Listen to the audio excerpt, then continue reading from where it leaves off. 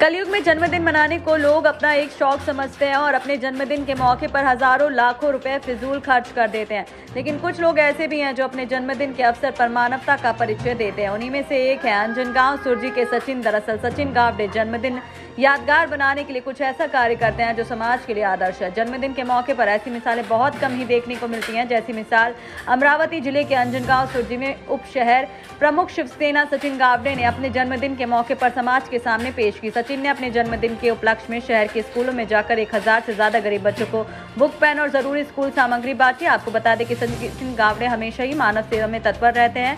Corona काल में भी सचिन गावड़े ने बिना जाति भेदभाव और कोरोना से निडर होकर मानव सेवा की।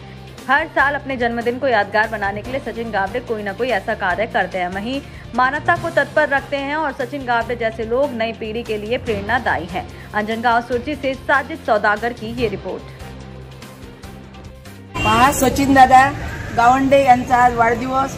दरवर्षीप्रमाणे यावर्षी सुद्धा त्यांनी आमच्या शाळेत येऊन जे जिवंत परमेश्वर म्हणतात, आपण नेहमीच दगडाच्या मूर्तीची पूजा करतो, पितळच्या मूर्तीची पूजा करतो, पण जिथे जागते जे परमेश्वर असतात त्यांची पूजा केली जात नाही। तर मला तरी असं वाटते की जे जिवंत परमेश्वर आहे त्यांना आज सचिन भाऊंनी जे साहित्य दिले त्याबद्दल मी त्यांचे नगर परिषद प्राथमिक मराठी कन्या शाळा क्रमांक 9 तर्फे खूप खूप अभिनंदन करते। दरवर्षीप्रमाणे यावर्षी सुद्धा सचिन दादा आमच्या शाळेमध्ये आपल्या शाळेमध्ये वाढदिवस साजरा करायला आलेले आहेत। सचिन दादाची एक विशेषता आहे, कोणतेही कार्य असेल तर ते मन लावून करणे आणि ते 100% पूर्णत्वास नेणे।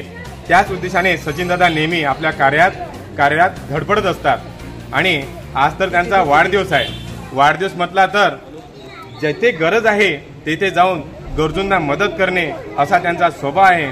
म्हणून जे आपले विद्यार्थी आहेत, विद्यार्थी म्हणजे काय, एक छोटे छोटे फुलं आहेत, देवाचं रूप आहे विद्यार्थीमध्ये म्हणजे। आणि ज्या शाळेमध्ये विद्येचं दान होते अशा ठिकाणी ते येऊन आपल्या विद्यार्थ्यांना जे स्टेशनरीचे साहित्य असते, बुक असेल, पेन असेल, असं वाटप करून एक प्रकारे शाळेला आणि विद्यार्थ्यांना आणि पालकांना एक प्रकारे ते काय करतात, मदत करतात।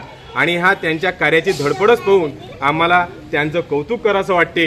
म्हणून मी माझ्या शाळेच्या वतीने, माझ्या शाळेच्या मुख्याध्यापिकांच्या वतीने आणि सर्व विद्यार्थी मित्रांच्या मदतीने पुनश्च त्यांना वाढदिवसा खूप खूप शुभेच्छा देतो।